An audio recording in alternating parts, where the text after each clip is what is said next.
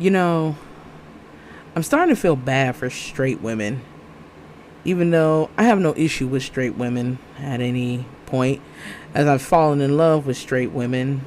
And when I go home after I've been rejected by them, I go and cry in a puddle of my piss while I'm in the shower. Good evening, ladies and gentlemen. This is your girl Crow here on this hot ass summer night. Lord Jesus, fix it. Oh my God. I swear to God. Lord Jesus. So welcome to Crow's Corner, where we talk about books, rants, movies, and more. And boy, do I have a fucking doozy for you, Lord. Oh, Jesus, take the wheel, take the brakes, take the damn engine, take every fucking thing. If anybody has ever, caught my shit before, where I have spoken badly about people like Jenny Frame and other other writers that I don't think are good, forgive me. They look like saints compared to what the fuck I just read. They look like saints. They look like Mother Teresa. They look like St. Paul, St. Monte Cristo. They look like every goddamn thing. Because, Lord, why did TikTok lead me down this dark path is beyond me. This is what happens when you are 30 years old, traveling in a young person's world. You are bound to catch some shit. Sometimes hands, sometimes trauma, and sometimes, I don't know, an STI. I don't know. But I'm telling you straight real. This book is an STI. No offense for those who are battling it with it. This book is an ST goddamn I. Okay? And I am here to review this book, Ice Barbarians, Book 1. Yes. By the love of God. Or Satan. It had to be a work of Satan. It can't be God. God don't do this. God don't do this. God don't do this. No, this isn't God. Yeah, this is not godly. Lord Jesus. I bring to you my review of Ice Planet Barbarians, Book 1. Okay? Now, I will sprinkle on some shit about Book 2 and 3. Now, mind you, I am reading all 22 of these motherfuckers, so you don't have to read them. So you don't have to, traumatize yourself. But speaking of trauma right now, please forgive me if you hear my very, very, very loud fan right now. Because, Lord Jesus, it is very, very hot in this motherfucker. And it's not because I had a beer. It is just very hot. But, okay, since Jesus then took the wheel, let me go.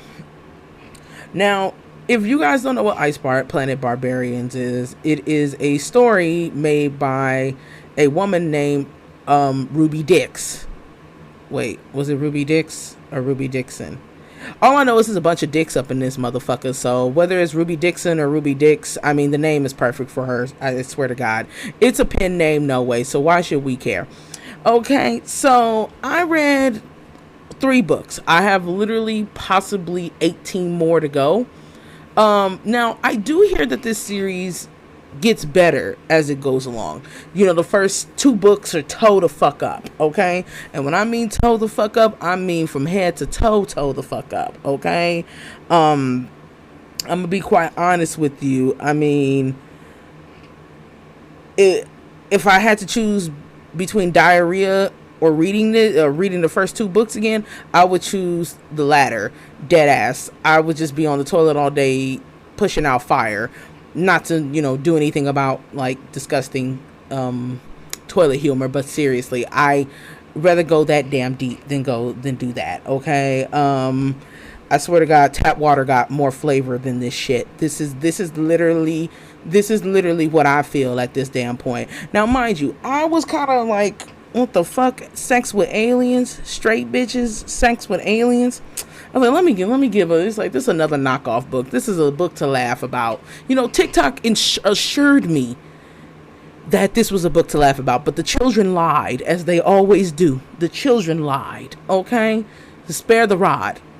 Because Isolated Barbarians has to do with a woman named Georgie who was abducted by aliens. And mind you, these aliens have basketball heads, according to her. I shit you not. She literally says these niggas have basketball heads.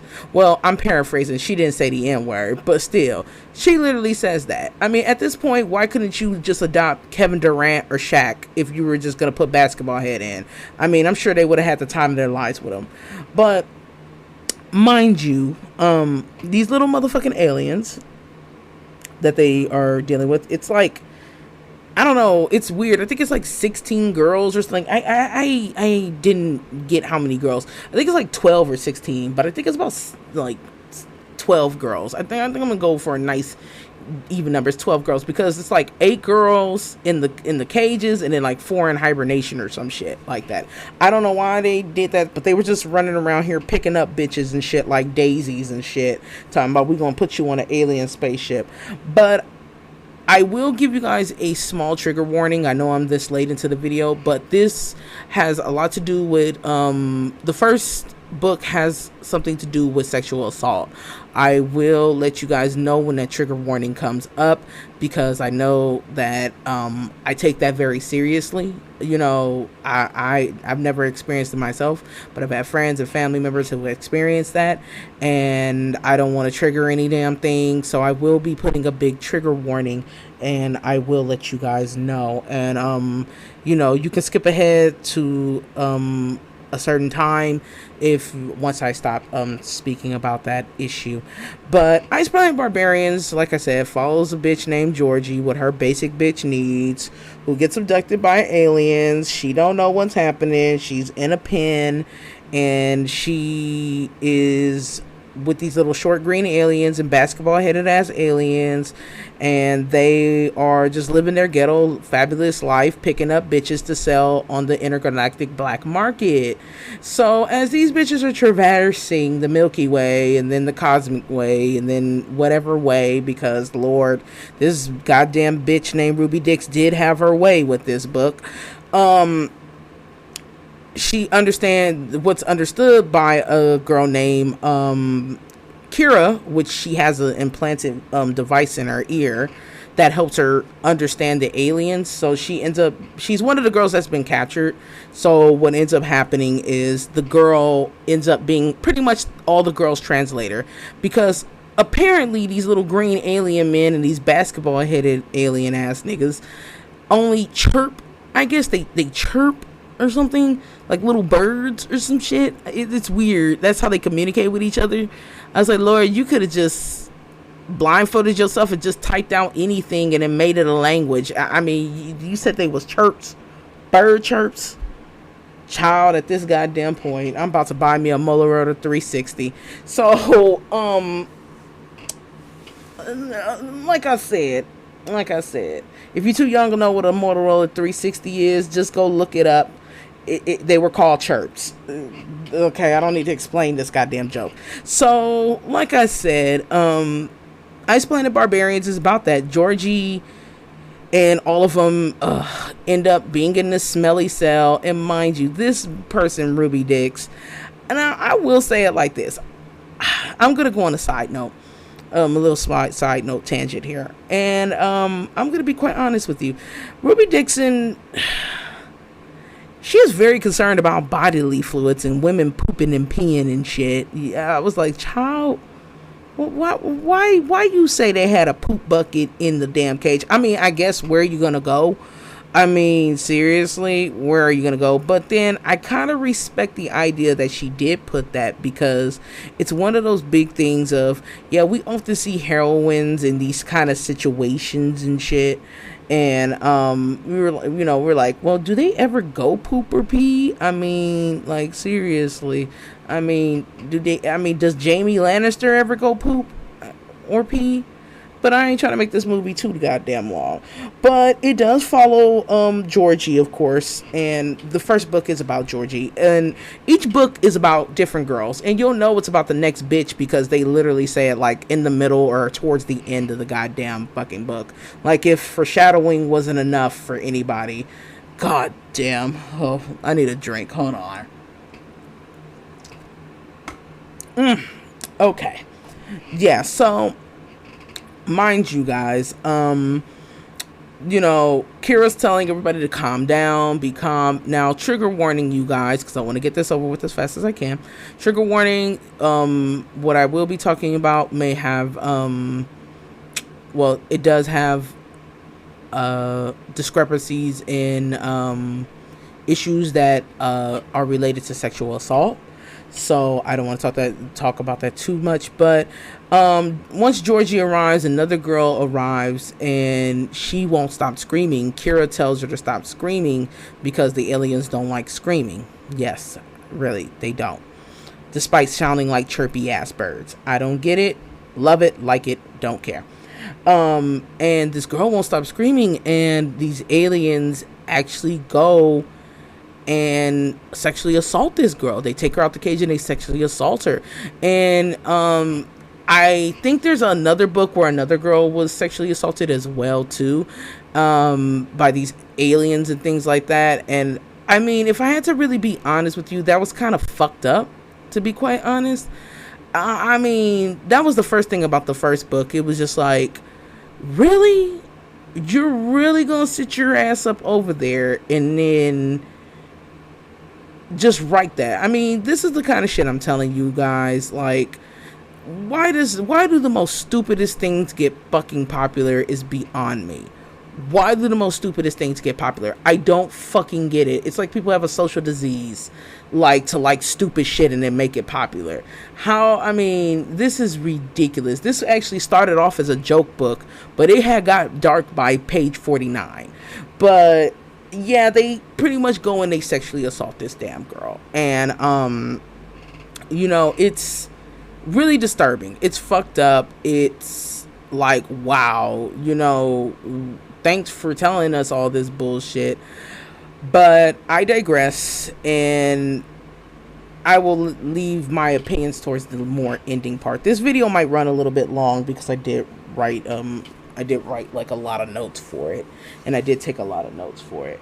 But in the long run of it is, so after this ghetto shit, the aliens run into some weird thing about their ship. Some weird shit that goes on with their ship. And long story short to this ghetto ass shit, they end up dropping off the girls as cargo on this ice planet. I do not know what the fuck this ice planet is. I'm only getting to book 4 because I literally put myself through a psychosis reading the first books. Let's hope she gets better. For our sake, let's hope she does. So I end up literally reading this whole goddamn part and, somehow crying myself to sleep in a puddle of my own piss in the middle of the shower, rocking back and forth after I read the fact that they literally just sexually assaulted a woman and then decided to just drop them off like cattle on a non-hospitable planet.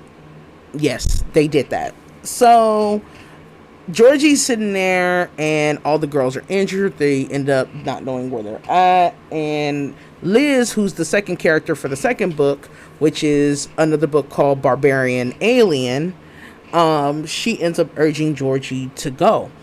Okay, so she was, urging Georgie to go, and Georgie's like, okay, I'll go look, how do you call it? I'll go look and see what's going on, because, y'all elected me to be the leader. So she ends up going, blah, blah, blah. I'm not going to go every step towards everything, but I will tell you this. These ice-looking motherfuckers, whoever they are, these ice-looking bastards are a weird cross between that damn blue thing on Monsters Inc., a cross between Avatar, and a cross between White Walkers. I swear, if White Walkers couldn't look any more goofier, it would be these niggas. It would be these niggas. I don't know what they have. They got tails, girl. They 7 feet tall like a tree and shit. First she said they had 4 fingers, and then she said they had 3. So I'm just like, I don't give a fuck how many fingers they got. But Lord, just imagine a blue 7 foot tall tree with some horns on them They have a tail. They got weird looking feet. I don't know. They got some weird looking feet. That's all I can tell you. Got weird looking feet, and they got a ultra strap-on vibrator to their fucking, like, attached to their goddamn fucking bodies. It's kind of like that. Literally, the way she describes this fucking dick, or she describes these dicks, are literally something out of a porn vibrator catalog. I was like, I know what the fuck this shit is. I was like, I mean, I should know. I'm grown as fuck. I ain't trying to get too graphic with y'all or get demonetized, but even if I did, they don't pay my black ass no money to do this anyway. They should at this damn point, because I need therapy. So, I'm going to be quite honest. At the end of the day, I'm just going to say it like this. She goes and meets this guy named Vectal, or Vectal, vasectomy. Child, they need one because they trying to breed with these bitches too much. But his name is Vectal. Vectal's the chief of his little weird tribe. I don't know what the fuck they are. Like, I don't know. He let's just say it like this. The ghetto is real, okay? He ends up capturing Georgie in the little trap, and child, no consent. I mean, this book is raggedy. There's like no consent. Like, It really is no consent to this bitch. I mean, at this damn point, there's no consent. I mean, she wakes up and this nigga got his head in between her legs trying to eat on her and shit, talking about you my mate. I'm like, nigga, you didn't even ask her motherfucking name first before you just, put your head in between her coochie the way you did. But whatever, I digress. I mean, I've seen lesbians who have moved faster. So I guess, but I'm not going to talk about that right now. But I'm not going to sit here and lie that that's a brilliant way to wake up by getting head. But Lord Jesus, when you're on an abandoned planet that's made of all ice, why? Why, for the love of it? I mean, this story is meant to be a smut story, ladies and gentlemen. It is meant to be a smut story. We get it. So pretty much what ends up going on is Vectal and Georgie try to communicate with each other, which I found that to be a very interesting prospect. I did love how they were able to communicate with each other. But lo and behold, a plot device to push the lineage more further. Fucking Georgie finds a spaceship that can make them talk in the alien language that they're dealing with. And it's really convenient. I mean, like liquor store convenient in the hood. Very convenient. So, at the end of the day, they find a way to kind of communicate with each other after they done fucked each other's brains out. And, mind you, Vectal is only really interested in breeding and having children because, mind you, there's a few women. There's like fewer women in their little tribe. And 24 males who are unmated. I guess these bitches mate for life. These big blue bitches mate for life.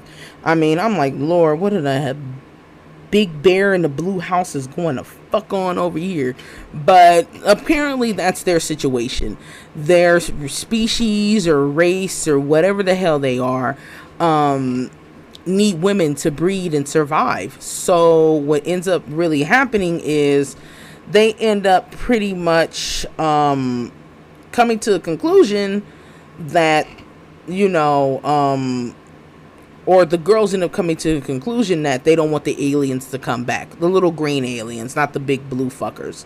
They don't want them to come back because Georgie ends up finding help and kind of communicating to Vectal that there's more women. Vectal, of course, is convinced that Georgie is his mate because they have this glowing worm slug thing in them that hums in their chest and says, well, you're my mate and I have to fucking hump you or something. It's really weird.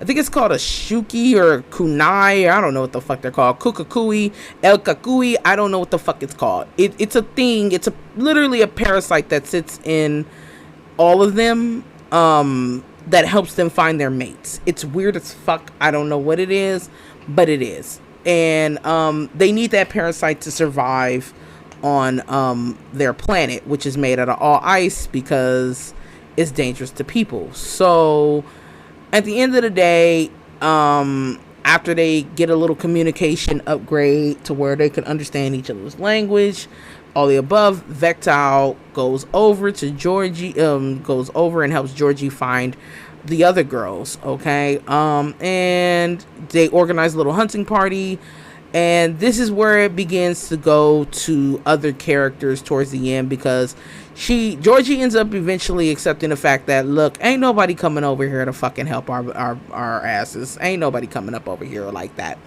Okay, so, we might as well chill here with these blue motherfuckers and be their mate and breed their babies. Technically what it is, it's just literally an excuse for them to have sex and fuck each other without consent. It really is. It really is. It's to be quite honest with you, it's and trigger warning, this is literally a how to abduct and kidnap and sexually assault your lovers.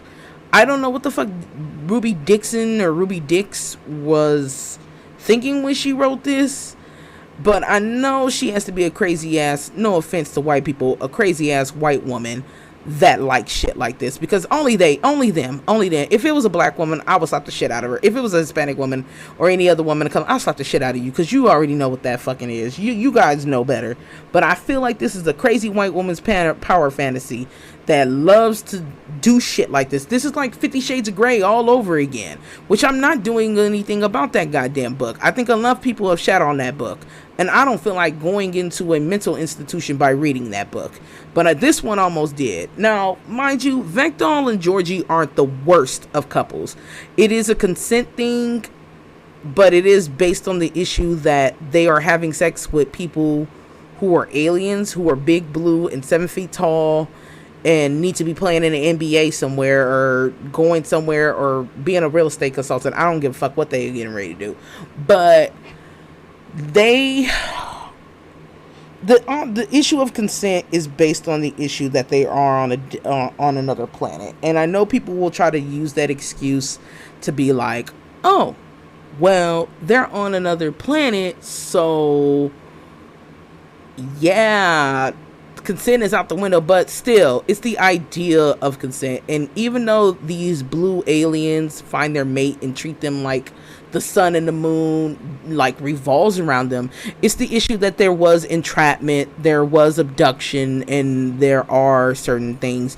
And I feel like there's a better way to tell a story than doing and relying on these old tropes. I think straight women deserve much more than what the fuck they're tuning into. I mean, they deserve much more than this.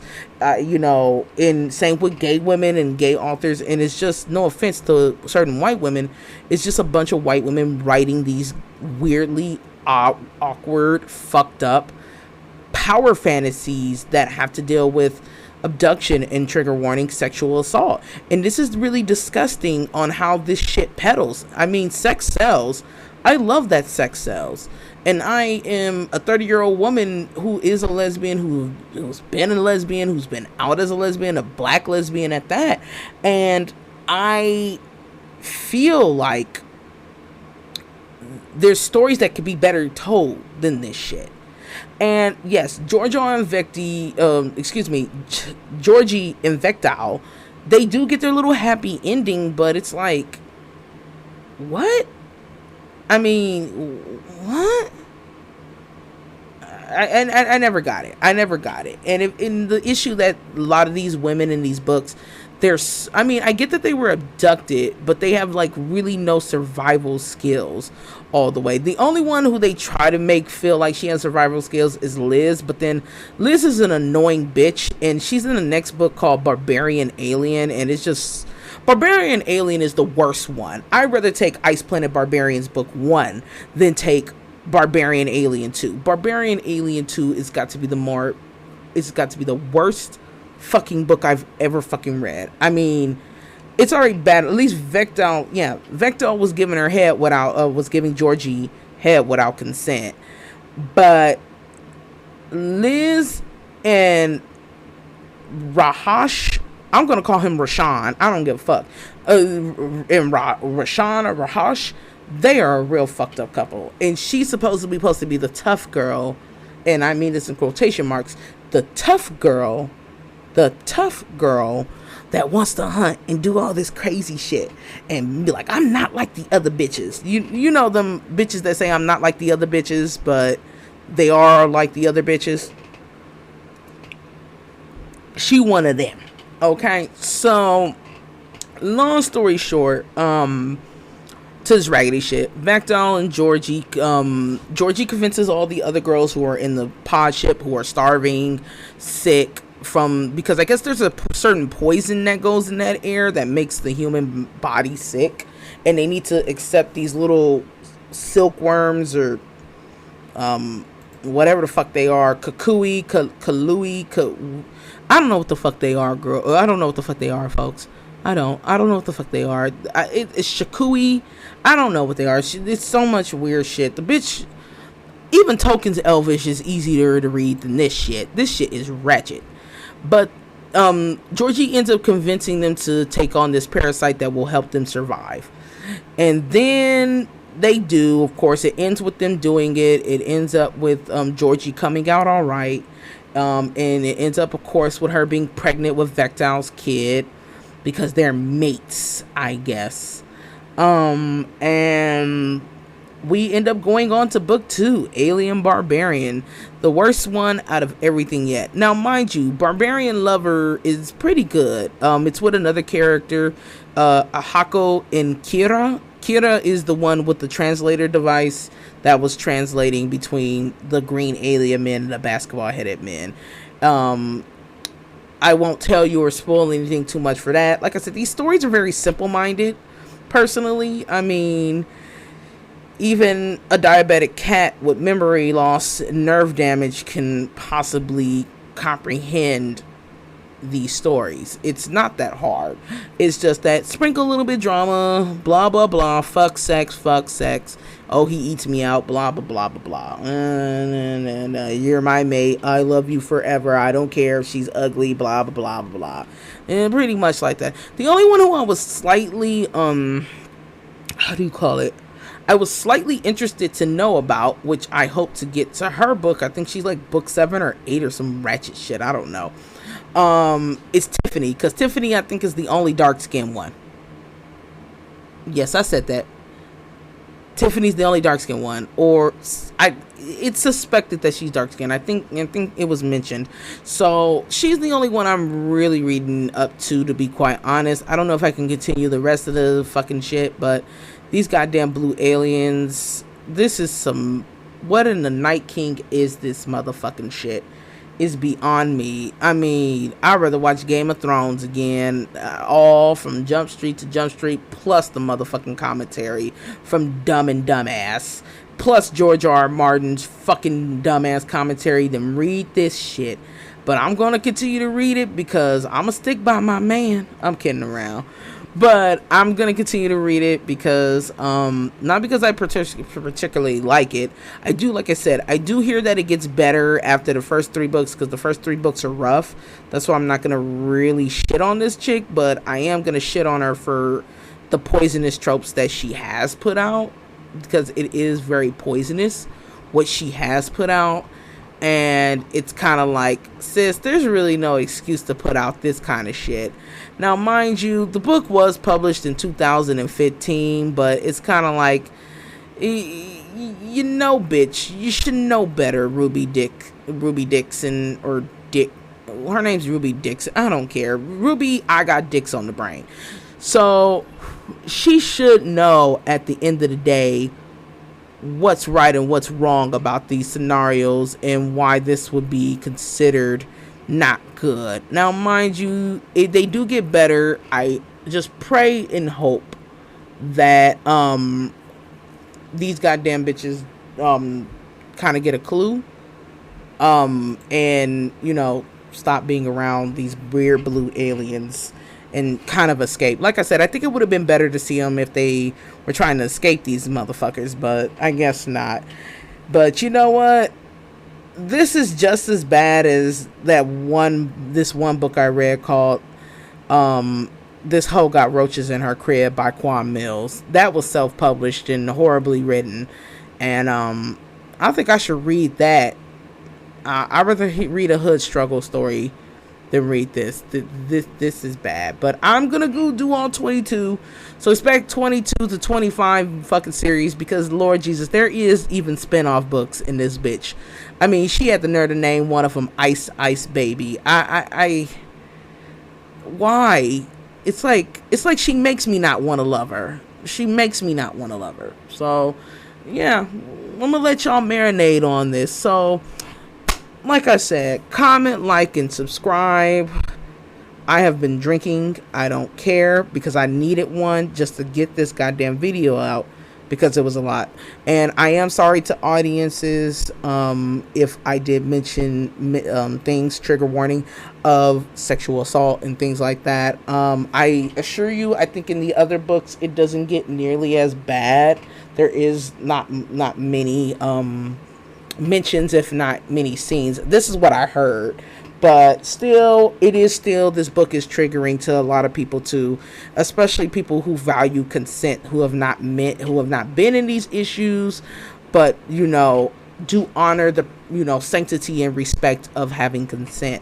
So I am sorry to y'all if I offended you with some of this. I was just telling the story and giving a rundown and things like that. I do not mean any harm with it.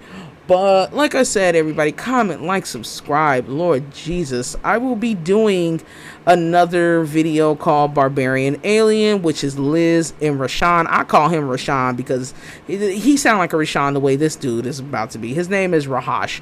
And this is the second book. This is the second book, which this is the second worst book. This one is actually worse than the first one. The first one, the couple is kind of cute. Even though without the consent issues and this garbage and stuff, you can find a cuteness to it, even though technically there's nothing cute about not taking somebody and not asking for consent. But at the end of the day, the other one is worse. It's just fucking worse. It's just worse. So I will be doing Barbarian Alien, and then the next one will be after that, which is the third book, Barbarian Lover, and then so on and so forth. I will be giving my review to each and one of them. Barbarian Lover, like I said, is between Ahako and Kira, and that one is not bad. I'm not gonna sit there and lie. That one is not bad. It's crazy as hell, but it's not bad. And I wasn't really expecting this from an alien and human romance. I really wasn't. I was really expecting some X-Files shit, but this was not X-Files. This was more like X-rated. Put it away. Yeah, and sometimes sometimes I wish I was blind and I wouldn't have read this shit, but it would probably be worse if I read it in Braille, so, or read it on audiobook. But like I said, comment, like, subscribe. Thank you to my editor, Carrie. Check out Yashu's Playground and her story called The Red Door. It's really good. It's really good. It teaches you a lot about history. But like I said, comment, like, subscribe, everybody, and goodbye.